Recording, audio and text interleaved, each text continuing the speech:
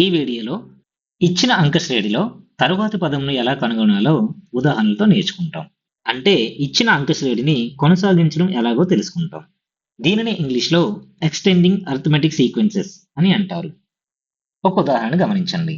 కింద ఇవ్వబడిన అంక శ్రేణిలో 5వ పదంను కనుగొనము. -8, -14, -20, -26 అండ్ సో ఆన్. ఇక్కడ అంక శ్రేణిలో 4 పదాలు ఇచ్చారు. తరువాతి పదం అంటే 5వ పదంను కనుగొనాలి.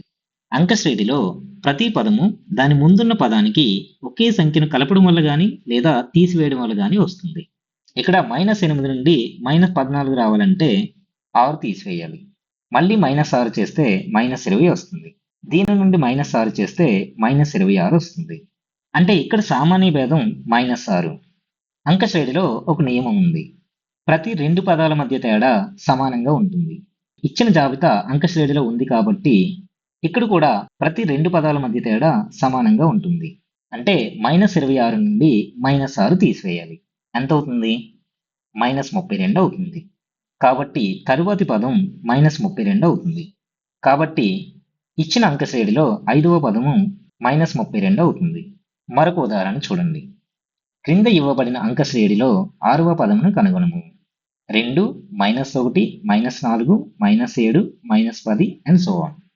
ఈ అంక శ్రేణిలో 5 పదాలు ఇచ్చారు. తరువాతి పదం అంటే 6వ పదమును కనుక్కోవాలి. ఈ అంక శ్రేణిలో 2 నుండి -1 రావాలంటే 3ని తీసివేయాలి. 2 - 3 -1 అవుతుంది. -1 నుండి 3 తీసివేస్తే -4 వస్తుంది. దీని నుండి 3ని తీసివేస్తే -7 వస్తుంది. దీని నుండి 3ని తీసివేస్తే -10 వస్తుంది. అంటే ఇక్కడ సామాన్య భేదం -3 అవుతుంది. మనకు తెలుసు అంక శ్రేణిలో ప్రతి 2 పదాల మధ్య తేడా సమానంగా ఉంటుంది. కాబట్టి -10 నుండి 3ని తీసివేస్తే దీని తర్వాత సంఖ్య వస్తుంది. -10 - 3 ఎంత అవుతుంది? -13 అవుతుంది.